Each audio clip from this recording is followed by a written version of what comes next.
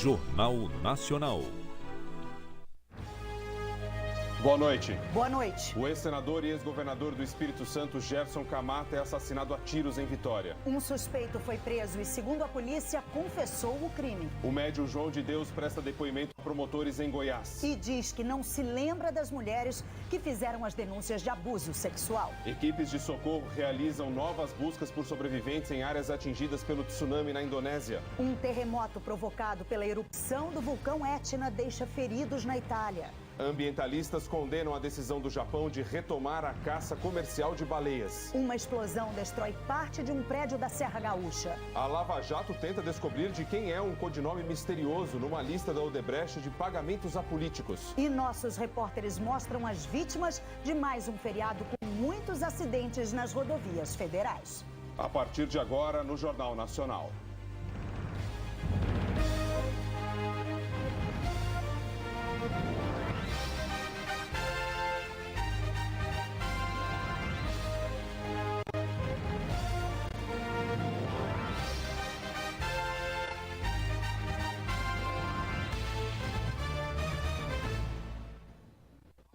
O ex-senador e ex-governador do Espírito Santo, Gerson Camata, foi assassinado a tiros em Vitória. Gerson Camata, do MDB, tinha 77 anos. O crime foi hoje à tarde, em frente a um restaurante na Praia do Canto. A ambulância chegou a ser chamada, mas o ex-governador não resistiu aos ferimentos. Um suspeito está preso e, segundo a polícia, confessou o crime. Ainda nesta edição, você terá outras informações sobre o assassinato do ex-governador do Espírito Santo, Gerson Camata. O Natal foi violento nas estradas. Só nas rodovias federais, 89 pessoas morreram de sexta-feira até ontem. Basta um minuto de distração para estragar a viagem. O flagrante da batida foi hoje cedo na BR-381, na saída de Belo Horizonte para Vitória, um dos destinos mais procurados pelos mineiros. E olha que os carros estavam devagar por causa de outro acidente no sentido Minas e Espírito Santo, envolvendo duas motos, uma carreta e um ônibus. Em todo o país, foram 1.166 acidentes nas rodovias federais neste feriado. O número é menor que no feriado do ano passado, que teve um dia a menos. Mas o número de mortes aumentou nas rodovias federais, 89 neste feriado, 10 a mais que no feriado do ano passado. A gravidade dos acidentes é o que chamou a atenção da Polícia Rodoviária Federal. Quase todas as ocorrências com mortes envolveram batidas de frente provocadas ou por excesso de velocidade ou por ultrapassagem indevida, as duas infrações mais registradas neste feriado. Como em Anápolis, Goiás, os radares da Polícia Rodoviária Federal acompanharam um carro a quase 200 km por hora, quase o dobro do permitido no trecho. Mais de 70 mil motoristas foram pegos por excesso de velocidade no país. Foram 10 mil multas só em Minas, o maior número já registrado no estado. E sempre tem uma desculpa para o abuso. Aqui em Minas, esse motorista foi pego a 124 num trecho de 100 km por hora. Estava conversando com ela e nem prestei atenção. O resultado de tanta imprudência não pode ser outro. Em Porangatu, Goiás, 7 pessoas de uma família morreram e 5 ficaram feridas quando os carros em que estavam se envolveram num acidente com 3 caminhões na BR-153. Um dos carros pegou fogo. Em Carazinho, no Rio Grande do Sul, 4 pessoas morreram no acidente depois de uma batida entre um ônibus e um carro de passeio. Os patrulheiros registraram uma média de 70 ultrapassagens em local proibido por hora. Não é só o valor da infração, é o risco que essas pessoas colocam para a sua vida e para a vida de terceiros. Então, cada vez que você se arrisca acelerando um pouco mais ou efetuando uma manobra irregular, uma ultrapassagem irregular, você está colocando em risco a sua vida e a vida de outras pessoas inocentes que estão transitando na rodovia com você. Uma explosão seguida de incêndio destruiu parte de um prédio em Farroupilha, na Serra Gaúcha. Os moradores acordaram com o barulho da explosão no início da manhã. Parte do 3º e 4º andares do prédio, no centro de Farroupilha, veio abaixo. As chamas se espalharam rapidamente. Teve um estouro muito forte, um estrondo, E quando eu saí da garagem, aí eu vi que estava pegando fogo todo o prédio que tinha caído, né? A rua ficou cheia de escombros. Esse carro que estava estacionado foi destruído. Foi horrível, meu Deus do céu. Foi uma coisa assim desesperadora. Daí saiu uma mulher toda queimada. E ao sair dali de dentro, né? A dona do apartamento onde aconteceu a explosão, uma senhora de 68 anos, está internada neste hospital de Caxias do Sul com queimaduras em 88% do corpo. Outras 13 pessoas tiveram ferimentos leves, a maioria por ter inalado fumaça ou por ter sido atingida pelos escombros do prédio. Veio vidro, veio laje, veio tudo por cima de nós. Eu puxei ele ligeiro. Ele apanhou vidro aqui no braço, aqui, ali e na perna. Pernas estão doendo tudo. Não morri, não sei porquê. 16 famílias moram no prédio atingido pelo incêndio. Todas tiveram que sair de casa. O térreo onde ficam lojas e salas comerciais também foi esvaziado. Como ainda há risco de desabamento de parte da estrutura, a área aqui do entorno foi isolada pelos bombeiros. Peritos da Secretaria de Segurança do Estado avaliaram os estragos causados pela explosão. Eles registraram em fotos o que sobrou do apartamento e já concluíram que a causa do acidente foi um vazamento de gás. Esse gás ficou confinado durante a noite e provavelmente por uma faísca elétrica ele entrou em combustão, gerando, né, a onda de choque dessa explosão e que ocasionou todos os danos no apartamento e nas vizinhanças. A erupção do vulcão Etna provocou um terremoto que atingiu a região da Sicília, na Itália. O tremor de magnitude de 4,8 deixou 28 feridos e 600 desalojados. O Etna é o vulcão mais ativo da Europa. Desde o início dessa erupção, na segunda-feira, as autoridades italianas já registraram dezenas de tremores de menor intensidade. Apesar das recomendações do governo da Indonésia, alguns moradores tentaram voltar para casa em áreas atingidas pelo tsunami do fim de semana. Mais de 20 mil pessoas que vivem na região costeira do país estão em abrigos temporários. Esta mulher foi buscar pertences na casa dela e encontrou a vila ainda alagada. O número de mortos chegou a 430 e as equipes de busca procuram 150 desaparecidos. A noite de Natal foi de alívio para uma família de Passos, no sul de Minas. O filho, Eduardo, de 35 anos, reapareceu depois de passar 3 dias perdido na serra. Ele estava com 5 pessoas que morreram levadas pela enxurrada numa cachoeira. Foi um longo dia, contando para todo mundo como sobreviveu. O comerciante Eduardo Gomes Moraes passou pelo médico, tomou um banho, comeu e ao lado do pai contou como foram os últimos 3 dias, perdido na Serra da Canastra, no sul de Minas, sem rumo. Só no primeiro dia eu comi só 2 pão, dois bauru. Tava na sua mochila? É, só. Aí os outros dias foi só água. No sábado, Eduardo e mais 5 pessoas estavam nessa cachoeira, em São João Batista do Glória, quando foram surpreendidos por uma tempestade. Ele ainda tentou salvar uma amiga. Eu vi que começou a pesar, a água me empurrar.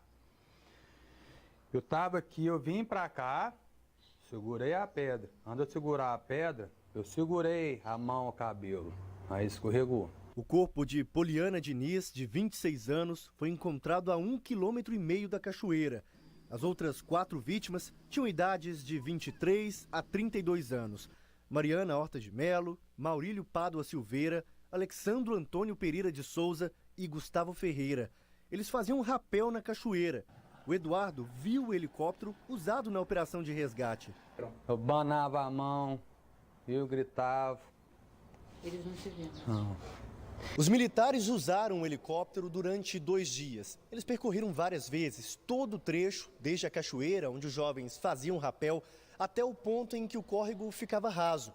Mesmo assim, nenhum deles viu o Eduardo. A gente continuou com as buscas, mas não visualizamos ninguém. Eduardo conta que, para sair da cachoeira, teve que escalar as pedras, mas acabou se perdendo. Eu não estava legal de cabeça, nem de pensar, nem de raciocinar para onde que eu vou. Eu se perdi ali mesmo. e que depois de 2 dias andando pela mata, conseguiu a ajuda de um conhecido, que o levou de volta para casa. Da gente de Deus, reviveu de novo. Vamos ver agora a previsão do tempo com a Eliana Marques. Oi, Eliana, boa noite. Quais são os destaques que você tem para a gente?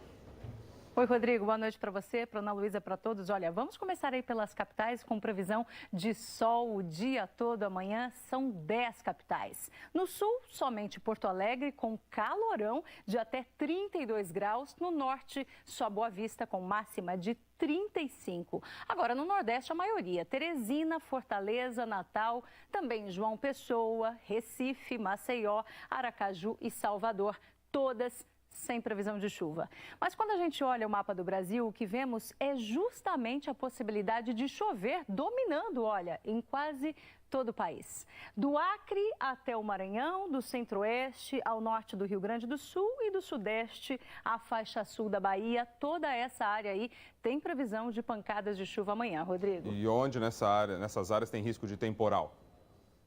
Olha, também é uma área grande com risco de temporal amanhã. Os temporais podem atingir o Acre, Rondônia, grande parte aqui do Amazonas, Goiás, a maior parte de Mato Grosso e Mato Grosso do Sul. No Paraná, risco de temporal entre o oeste e o norte do estado. Também em São Paulo, muitas cidades do interior. No Rio, a região serrana e o norte do estado, além de Minas Gerais e o Espírito Santo. Vitória, BH, Campo Grande, Cuiabá e Porto Velho estão na lista das capitais com os maiores volumes de chuva. Em Belo Horizonte, dá até uma refrescada. A temperatura não deve passar dos 25 graus. No Nordeste, a única capital com possibilidade de chuva é São Luís, mesmo assim pouca chuva. Em Goiânia já pode chover um pouco mais, máxima de 28 graus. Em Curitiba, mínima de 16. Depois esquenta e pode chover. Aqui em São Paulo, mínima de 17 graus. Calorão à tarde de 29 graus e possibilidade de pancadas de chuva isoladas também. E no Rio de Janeiro, tem essa mesma chance de chuva em alguns bairros a partir da tarde, depois que os termômetros já tiverem passado aí dos 30 graus. Bom, assim eu encerro aqui o meu plantão de Natal. Amanhã a Maju está de volta. Desejo aí para todo mundo um Réveillon muito feliz e, claro, um 2019 maravilhoso para todos. Rodrigo e Ana. Valeu, muito obrigado, Eliana. Aproveite aí sua folga. Uma boa noite, viu? Boa noite. Tchau, tchau. Tchau, tchau. Ainda nesta edição, as informações sobre o assassinato em Vitória do ex-senador e ex-governador do Espírito Santo, Gerson Camata. E a seguir, o tradicional dia das trocas no comércio depois do Natal.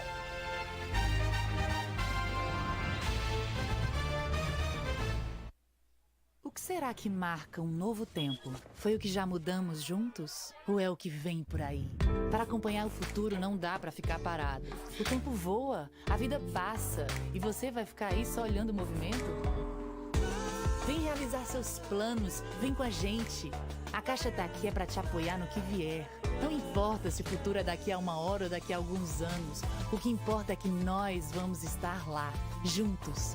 Vem 2019, vem futuro. Nos últimos dias do ano, ainda tem ofertas incríveis nas lojas MM. Corra para o feirão pós-natal Lojas MM, antes que acabe. Panela de pressão elétrica multiprocessador ou jogo de panelas Tramontina 7 peças, só R$ 199,90 cada. Cozinha Index com lugar para forno elétrico e micro-ondas de R$ 899,90 por R$ 599,90. São milhares de ofertas arrasadoras para limpar o estoque depois do Natal. Feirão pós-natal Lojas MM. Compre na loja, no site ou baixe o aplicativo. Uau, uau, uau, uau, uau. Hoje, depois do Jornal Nacional, Judite segue adiante com o plano de Leão, fingindo que perdeu a memória. E usa isso como pretexto para encontrar Valentina. O que tem dentro? É melhor a senhora ver com seus próprios olhos. O 7º Guardião. Em seguida... O que vocês são? Nós somos ninjas. Mutantes. Tecnicamente, tartarugas. E adolescentes. As Tartarugas Ninja, em cinema especial.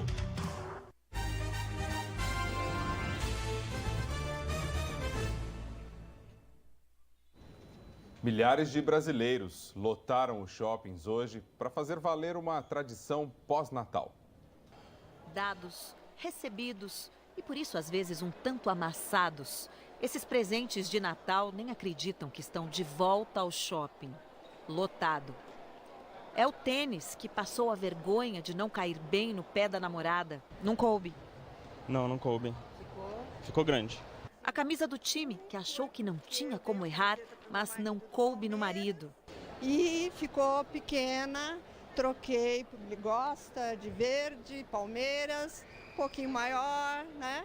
O chinelo, que foi trocado por outro porque foi infantil no Amigo Secreto. Era um modelo infantil que eu tinha ganhado de Cinderela e eu troquei por esse. É mais moderninho.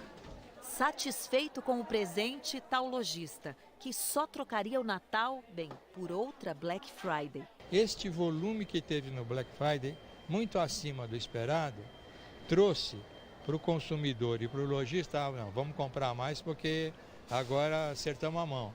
As vendas de Natal esse ano superaram as expectativas, 5,5% a mais do que no ano passado. Nessa tradição de 26 de dezembro, o cliente já entra no shopping carregando a compra. Mas para o comércio, a mágica só acontece se ele entra na loja com uma sacola e sai com duas. A Isabela entrou com o sapato largo. Ficou grande a numeração e teve que trocar.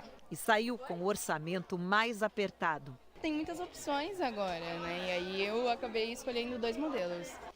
No 26 de dezembro, vendedor bom nunca entrega só o que o cliente pede. Para impactar vocês, para trazer para vocês a novidade que ainda continua no nosso estoque.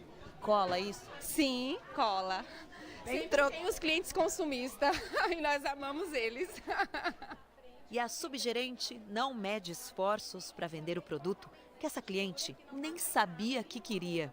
Ela está buscando algo para troca, mas a gente tem que ir mostrando tudo o que mais ela quer e que ela busca na loja, né? O que lembra outra tradição de fim de ano. Bate a vaidade, quer levar outros presentes, loja bonita, cheia de calcinha bonita, quer usar, né? Ano novo, calcinha nova. Os vereadores de São Paulo aprovaram hoje a reforma da Previdência dos servidores municipais. A votação foi tensa dentro e fora do prédio. Houve bate-boca entre os vereadores. Em frente à Câmara Municipal, manifestantes entraram em confronto com a Guarda Metropolitana, que usou bombas de gás.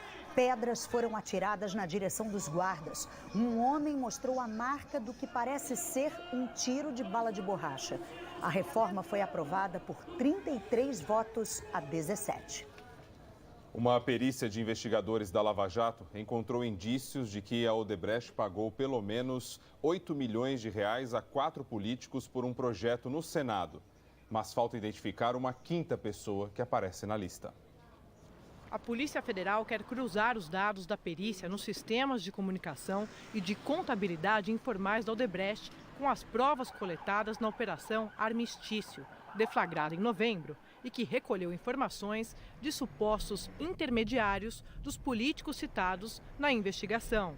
Ao todo, entre maio e agosto de 2012, 8 milhões e meio de reais teriam sido pagos a 4 políticos e a uma quinta pessoa não identificada. As informações foram confirmadas à Procuradoria-Geral da República pelo ex-executivo da Odebrecht, Cláudio Melo Filho, que prestou depoimento em novembro deste ano. Segundo a investigação, o valor foi repassado para a aprovação de um projeto do Senado conhecido como Guerra dos Portos, que beneficiou diretamente a Braskem, uma das empresas do Grupo Odebrecht. Antes desse projeto do Senado, os estados podiam reduzir as alíquotas de impostos para atrair mais produtos importados para seus portos. Em 2012, o Senado unificou a alíquota para todos os estados. Segundo o depoimento do ex-executivo Cláudio Melo Filho, 3 milhões de reais foram repassados para a pessoa de codinome Liderança, que seria o senador Romero Jucá, do MDB, na época, líder do governo no Senado. O pagamento teria sido feito em São Paulo. 1 milhão para o codinome Campari, que seria o ex-senador Ginhargelo, então no PTB e agora sem partido. 1 milhão para a pessoa de codinome Justiça, que seria o senador Renan Calheiros, do MDB. E 3 milhões para o codinome Glutão, que o ex-executivo disse que não se recorda quem era essa pessoa, mas afirma que o pagamento teria sido feito em Brasília. Ainda segundo as investigações, o sistema de contabilidade informal da Odebrecht também registrou um pagamento de R$500 mil em agosto de 2012 em favor do codinome Ferrari, que seria o ex-senador Delcídio do Amaral, então no PT e hoje sem partido. Delcídio teria recebido o pagamento em São Paulo. A Polícia Federal pediu mais prazo na investigação para identificar quem seria o glutão, beneficiário dos R$3 milhões, e fará uma análise de todo o material e das comunicações da Odebrecht. O inquérito foi aberto em 2017, com base nas delações premiadas da Odebrecht. O ministro Edson Fachin, que é o relator do caso no STF, aguarda a posição do Ministério Público para decidir se prorroga por mais 60 dias a investigação. O senador Renan Calheiros declarou que não há nenhuma investigação que o cite diretamente, que todas são do tipo, abre aspas, ouvi dizer, interpretei, soube, falaram, disseram, fecha aspas. O senador afirmou ainda que nunca cometeu mal feito. O senador Romero Jucá declarou que lamenta que tentem envolver o nome dele em um esquema que está sendo propagado por 2 delatores que, segundo ele, não apresentam nada além de e-mails trocados entre os acusadores. A assessoria do ex-senador Delcídio do Amaral declarou que ele fez pedidos de doações regulares à construtora e que não recebeu os R$500 mil apontados pela investigação. A defesa do ex-senador Jim Argelo negou veementemente o recebimento de qualquer valor ilícito e afirmou que vai se pronunciar nos autos no momento adequado. A seguir, o ex-governador do Espírito Santo, Gerson Camata, é assassinado a tiros em Vitória. João de Deus diz a promotores que não se lembra das mulheres que fizeram as denúncias de abuso sexual. O governo federal criou o Ministério da Segurança Pública e está enfrentando a criminalidade com todas as forças. Aqui no Rio ajudou. E o que mais foi feito? O Plano Nacional de Segurança Pública, que define metas de redução de homicídios e recursos para os próximos anos. E o SUSP, Sistema Único de Segurança Pública. Em 9 meses, a redução de homicídios é de 12,4%, poupando 5.500 vidas em relação ao ano passado. Entendi. O SUSP é todos pela segurança. Isso, e segurança para todos. Ministério da Segurança Pública, Governo Federal.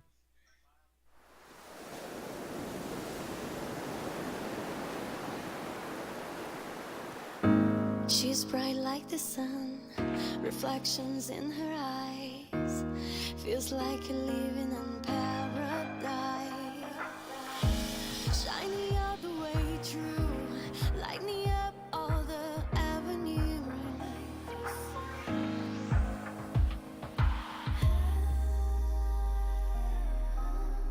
She's bright like the sun.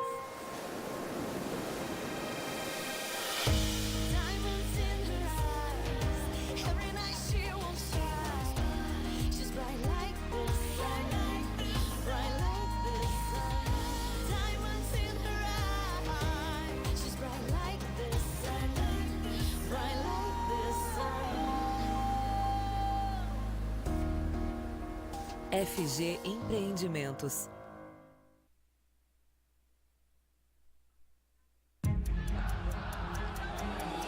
O presidente quase foi morto. Os inimigos deram as mãos. Os contos de fada se tornaram reais. Pessoas viraram imortais. E milagres aconteceram. Sexta Retrospectiva 2018. É tudo fato.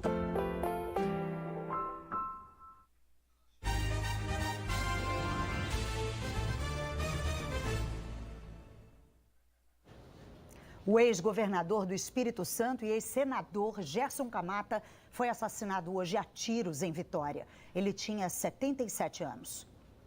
O assassinato foi no fim da tarde, numa rua movimentada do bairro Praia do Canto, em Vitória. As equipes de emergência chegaram ao local, mas Gerson Camata não resistiu. Ele foi morto com um tiro no pescoço, na frente de um restaurante. Logo após o assassinato, a polícia prendeu um suspeito, Marcos Venício Moreira Andrade, de 66 anos. Na delegacia, ele confessou o crime. Marcos Venício foi assessor de Gerson Camata. Hoje, os dois se encontraram, discutiram e Marcos atirou no ex-governador. As primeiras informações da polícia são de que Gerson Camata entrou com uma ação na justiça contra Marcos Venício. e essa foi a motivação do crime. Esse ex-assessor trabalhou com o Gerson Camata durante 20 anos e ele teve R$60 mil bloqueado em sua conta. Marcos Vinícius teve esse valor bloqueado em sua conta. Gerson Camata trabalhava como radialista, entrou na política em 1967, quando foi eleito vereador de Vitória. Depois se elegeu deputado estadual, federal, governador de 1983 a 1986 e exerceu 3 mandatos de senador. Ele era casado com a ex-deputada federal Rita Camata, com quem tem 2 filhos. Gerson Camata morava em outro bairro de Vitória, mas costumava frequentar a Praia do Canto, onde foi assassinado. Hoje, parentes do ex-governador foram ao local do crime. Pra gente é muito triste. A família está muito sentida. Mas a gente confia em Deus. Deus é que escreve a nossa vida. E esperamos que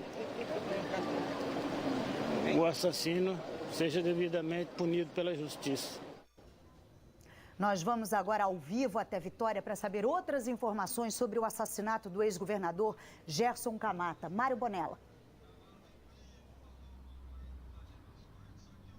Nós estamos ao vivo aqui na frente do Departamento Médico Legal de Vitória, onde está o corpo do ex-governador Gerson Camata. Parentes estão vindo para cá para liberar o corpo. Agora há pouco, um sobrinho do ex-governador não deu muitos detalhes, mas disse que Camata chegou a comentar que estava sofrendo ameaças. O governador do Espírito Santo, Paulo Artung, decretou luto oficial de 7 dias e disse que o Estado, o Espírito Santo, perde uma de suas principais lideranças. O governador eleito, Renato Casagrande, do PSB, disse que é lamentável que um homem que contribuiu tanto para o desenvolvimento do Estado tenha perdido a vida assim de forma tão trágica. Ainda não foi definido o horário e o local do velório do ex-governador Gerson Camata. Ana Luísa. Obrigada, Bonella, pelas informações.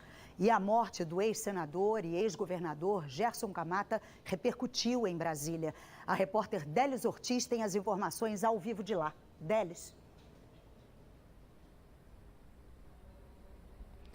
Ana Luísa Bocardi, o presidente Michel Temer lamentou agora há pouco em rede social a morte de Gerson Camata, quem chamou de amigo. Temer enviou os sentimentos de pesar à esposa, a ex-deputada Rita Camata, e aos filhos do casal. O MDB, partido de Gerson Camata, disse que ele foi um dos nomes mais importantes do partido e do processo de redemocratização do país. Os presidentes da Câmara e do Senado também divulgaram nota. O senador Eunício Oliveira, do MDB, disse que por 24 anos, Gerson Camata representou com destaque o Estado do Espírito Santo no Senado Federal.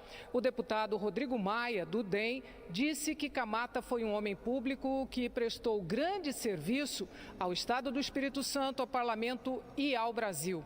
A Ordem dos Advogados do Brasil também manifestou pesar pelo falecimento do ex-governador. Ana Luísa. Obrigada, Délis. A polícia de São Paulo prendeu o suspeito de esfaquear e matar um cabeleireiro na Avenida Paulista na sexta-feira passada. O cozinheiro Fúvio Matos confessou ter golpeado com um canivete Plínio Henrique Almeida de Lima, de 30 anos, mas negou que a agressão tenha sido por homofobia. Já amigos da vítima disseram que foram ofendidos com expressões homofóbicas. A polícia chegou até o suspeito analisando as imagens da noite do crime. Policiais civis e outros servidores da segurança pública do Rio Grande do Norte entraram em greve. Quem procurou uma delegacia de polícia hoje em Natal teve dificuldade em conseguir atendimento. Não só o boletim, qualquer ocorrência que precisar não tem previsão e a gente fica à mercê. A maioria das delegacias não abriu hoje no Rio Grande do Norte. Os policiais civis e escrivães entraram em greve por tempo indeterminado. Em Natal não foi registrado nenhum boletim de ocorrência ou prisão em flagrante. Nenhum procedimento feito em nenhuma delegacia do Estado. Não vai ser feito boletins, nem TCO, nem flagrantes de delito. Os delegados não entraram em greve. Por isso, algumas delegacias, principalmente do interior, funcionaram apenas com delegado e estagiários. As categorias em greve cobram o pagamento dos salários atrasados. Servidores ativos e inativos do Estado, que ganham mais de R$5 mil, ainda nem receberam o 13º de 2017, nem o pagamento do mês de novembro. E há 15 dias, o governo do Estado anunciou que não vai pagar o 13º de 2018 e que não tem previsão para quitar a folha de dezembro. Com isso, em janeiro, alguns servidores podem ter até 4 salários em atraso. O governo só haveria feito um posicionamento de pagar uma das instituições da segurança pública, né? E nós somos 4. Para nossa surpresa, estávamos de fora, né? Então, realmente houve uma indignação de uma forma geral. Segundo a equipe de transição do novo governo, que assume no dia 1º de janeiro, a dívida com salários passa de R$1 bilhão. O atual governo declarou que não tem previsão para pagar os atrasados. Desde abril de 2017, uma decisão do Supremo Tribunal Federal proíbe qualquer classe da segurança pública fazer greve. De acordo com o entendimento do Supremo, esses servidores desempenham atividade essencial à manutenção da ordem pública. Por isso, estariam proibidos de fazer paralisações. Quem desrespeitar pode ser demitido. Apesar de a maior parte das delegacias não estar funcionando, o Sindicato dos Agentes de Polícia Civil e a Associação dos Escrivães declararam que não se trata de greve, mas de uma mobilização para receber os salários. As duas organizações sindicais declararam que, por isso, não estão ferindo a determinação do Supremo Tribunal Federal. O médium João de Deus prestou depoimento hoje ao Ministério Público de Goiás. Os promotores analisam as denúncias de abuso sexual feitas por mulheres que moram em vários estados e países. João de Deus deixou o complexo prisional na região metropolitana de Goiânia às 9h45 da manhã. Ele estava no furgão, escoltado por agentes em 2 caminhonetes. Em 15 minutos, o comboio chegou ao Ministério Público de Goiás. Jornalistas não tiveram acesso ao local onde João de Deus foi ouvido. O interrogatório durou 1h30. Ele foi questionado sobre relatos de 3 mulheres que os promotores acreditam terem sido vítimas de violação sexual mediante fraude e estupro de vulnerável. Ao 12h20, a escolta posicionou os carros para levar o médium de volta ao presídio. O cinegrafista Eduardo Silva registrou a saída dele do prédio. João de Deus foi interrogado por integrantes da força-tarefa criada para investigar o caso. Os promotores avaliaram que o depoimento ocorreu dentro do esperado. O médium respondeu a todas as perguntas, mas de forma bem resumida. Ele voltou a negar as acusações e disse que não se recordava de ter atendido as vítimas que fizeram as denúncias ao MP. Ele não se lembrou, aliás, ele ressaltou que eram atendidas muitas pessoas e que lhe era impossível hoje fazia lembrança pelo nome, mesmo porque não lhe foi mostrada nenhuma fotografia. Foi o primeiro depoimento de João de Deus ao Ministério Público, o segundo desde que se entregou há 11 dias. 260 mulheres se apresentaram ao MP de Goiás como vítimas do médium. Os promotores já ouviram 78 delas. O Ministério Público está trabalhando neste momento na produção da primeira denúncia que será oferecida.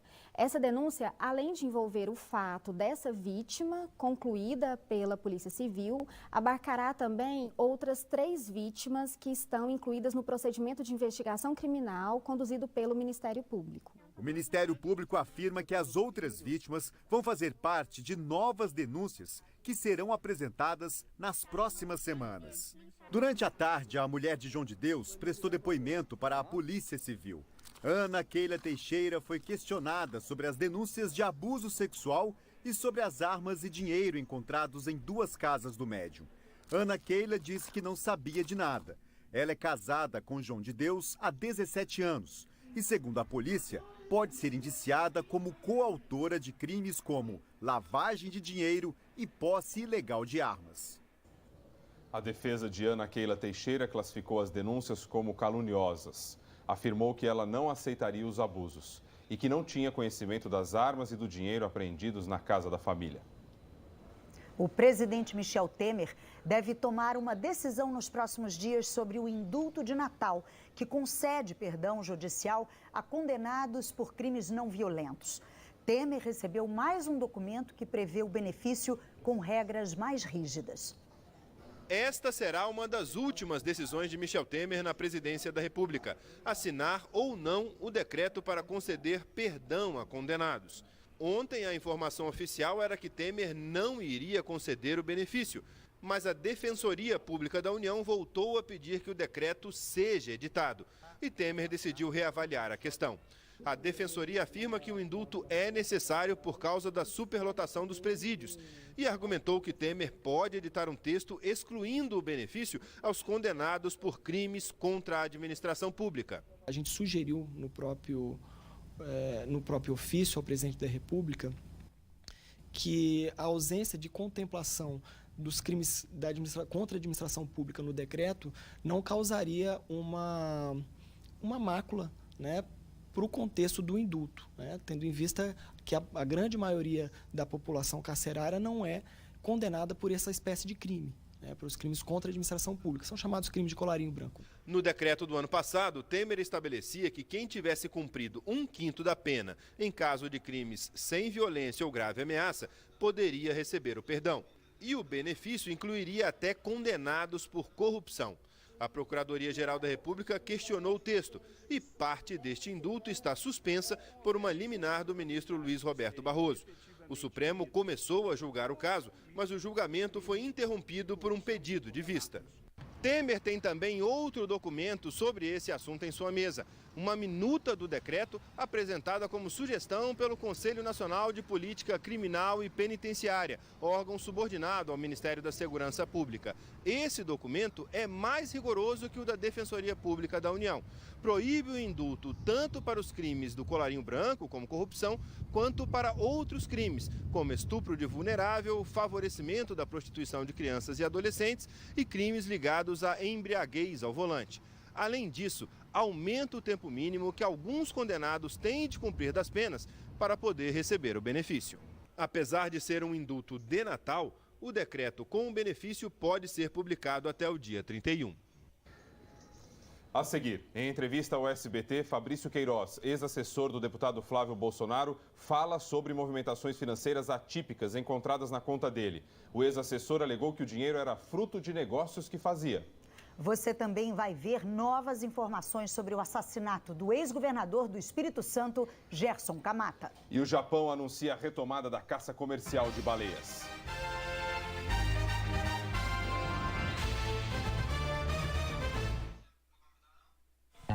O 4.5G da Claro é até 10 vezes mais rápido. É o mais rápido do Brasil. Esse negócio aqui voa mesmo. Isso tá cada vez mais impressionante. Oh, yeah. E ainda tem uma cobertura incrível. Com esse 4.5G eu me dei bem demais. Vem pra internet mais rápida do Brasil. Tá esperando o quê? Claro, você merece o novo. Mega Saldão Brighton. Tudo em até 10 vezes. Tudo sem entrada. Tudo sem juros. Até o último dia. Até o último produto. Cadeira de praia alumínio, só R$ 39,90. Lavadora de roupas, só R$ 1.399. Smart TV 40 polegadas, só R$ 1.499. Split Springer, só R$ 1.299. Tem mais. Procure os produtos com etiqueta vermelha. Sempre super descontos pra você. Corra pro Mega Saldão Brighton. 2018 tá acabando, mas dá tempo de comemorar o seu Chevrolet Zero no Feirão da Virada Metronorte em Joinville. É imperdível. Toda a linha Chevrolet 2019 pelo preço de 2018 e ofertas fantásticas, como estas: Onix 1.4 pelo preço de 1.0, Cruiser e Tracker Turbo com taxa zero e PIP no seu usado. Horário especial até 8 da noite e sábado até 5 da tarde. Feirão da Virada Chevrolet é na Metronorte Joinville. Judite segue adiante com o plano de Leon, fingindo que perdeu a memória.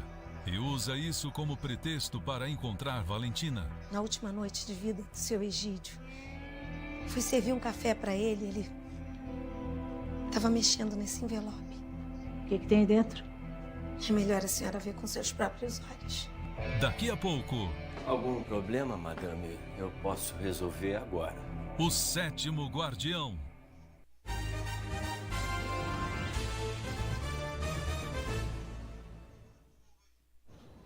Ambientalistas condenaram hoje um anúncio feito pelo Japão de que vai voltar a caçar baleias comercialmente a partir do ano que vem. De Tóquio, o correspondente Carlos Gil traz os detalhes. A decisão oficializa algo que os japoneses nunca deixaram de fazer na prática: caçar baleias. Apesar de integrar a Comissão Internacional desde 1951 e de ter assinado há 32 anos um tratado que proíbe a comercialização da carne do animal, o Japão continuou a caça sob o argumento de que estava fazendo pesquisas científicas e assim seguiu consumindo a carne dos animais abatidos graças a uma concessão especial dos signatários do acordo. As autoridades também afirmam que espécies em extinção não são alvo dos navios pesqueiros.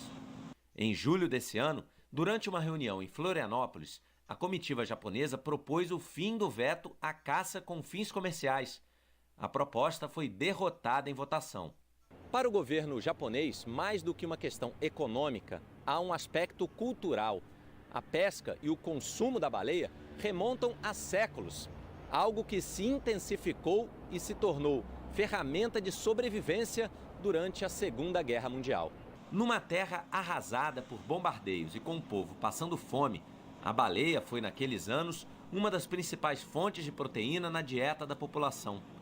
Ainda hoje, é possível encontrar carne de baleia em restaurantes, ainda que o consumo tenha diminuído muito e represente apenas 0,1% de todos os tipos de carne vendidos no país. Após o anúncio japonês, Austrália e Nova Zelândia, que fazem forte oposição à caça dos mamíferos, se disseram desapontadas. E ativistas do Greenpeace no Japão ameaçam protestar durante o encontro do G20, marcado para Osaka no mês de junho. A caça seria retomada em julho, de acordo com o secretário-chefe do gabinete, Yoshihide Suga.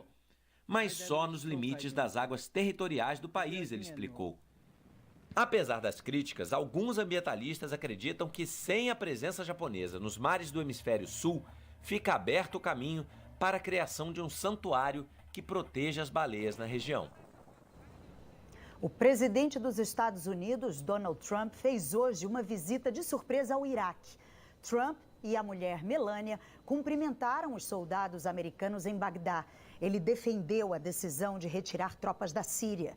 Essa medida levou o secretário de defesa dele a pedir demissão.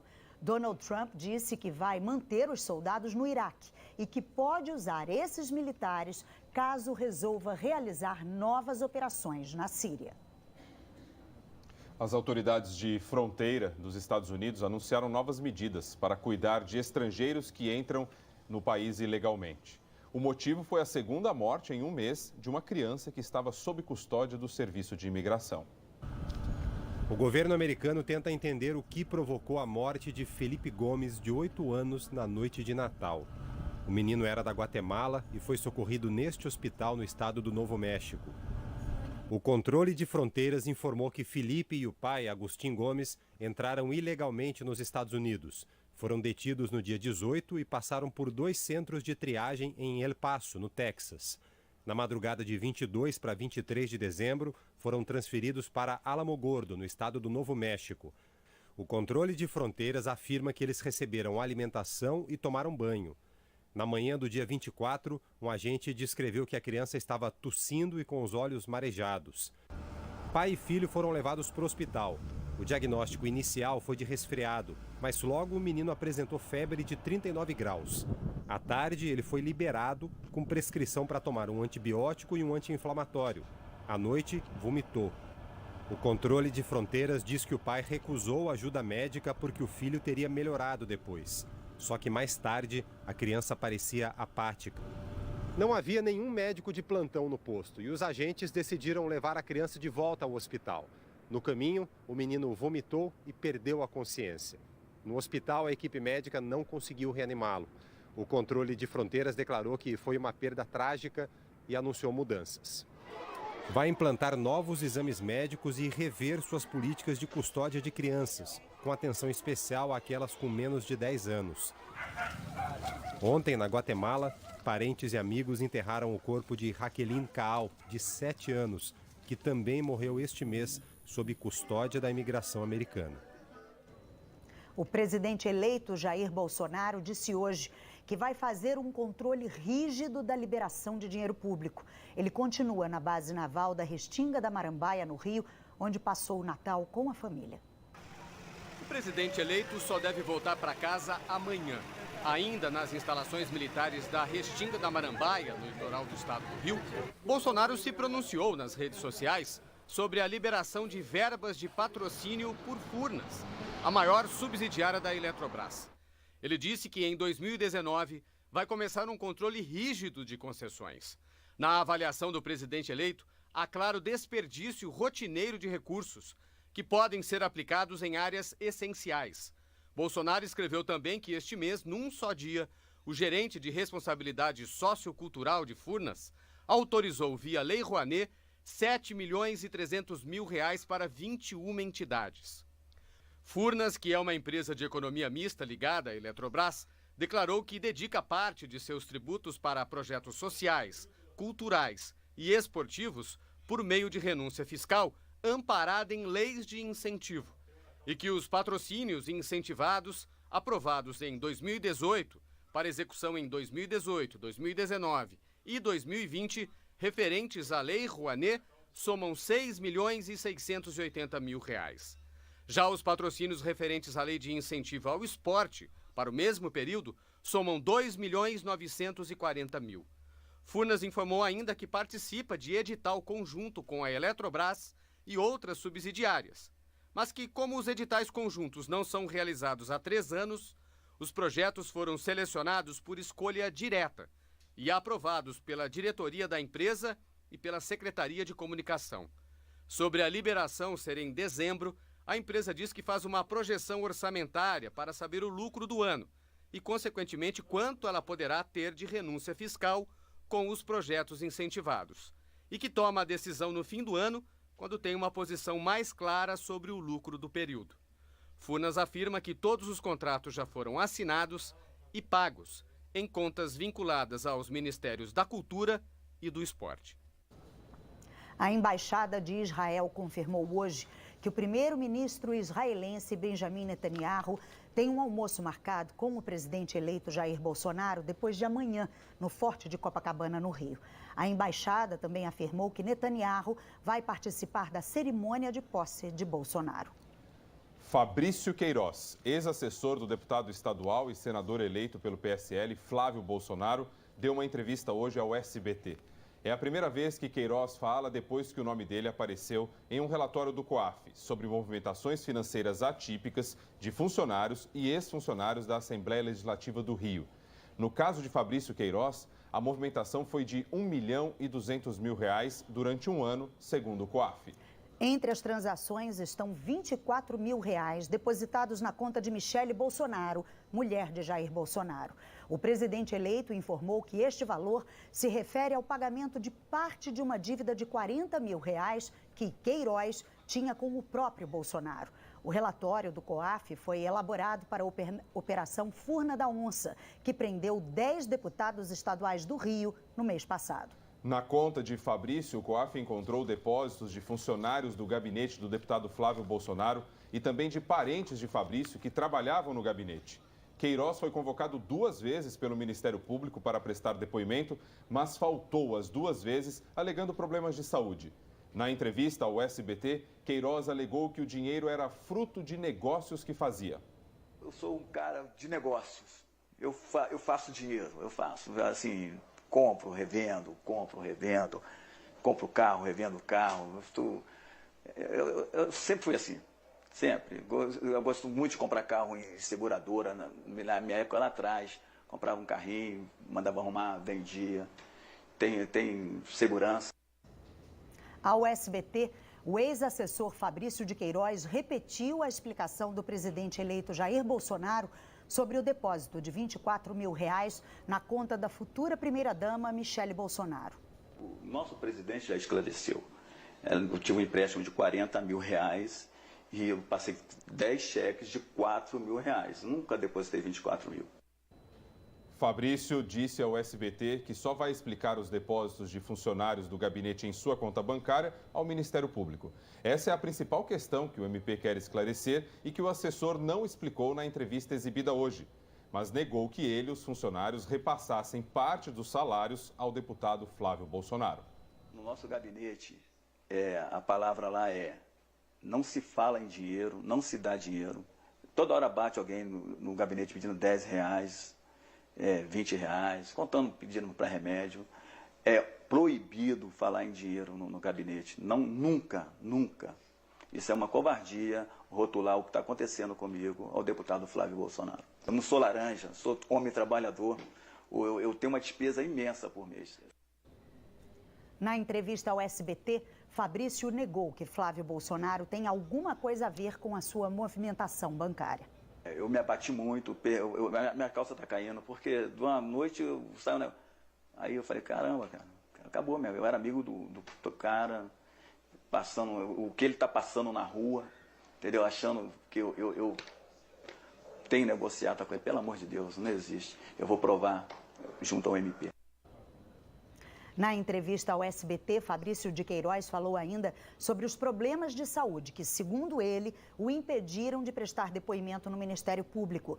Ele disse que tem uma cirurgia marcada para fazer no ombro, mencionou um problema na urina e uma tosse forte e afirmou que descobriu um câncer no intestino. Segundo Fabrício de Queiroz, o médico disse que o tumor é maligno e que ele precisa ser operado o mais rapidamente possível. Nós vamos agora voltar a falar sobre a morte, o assassinato do ex-governador do Espírito Santo, com Mário Bonella, trazendo as últimas informações para a gente direto de Vitória. Diga, Bonella.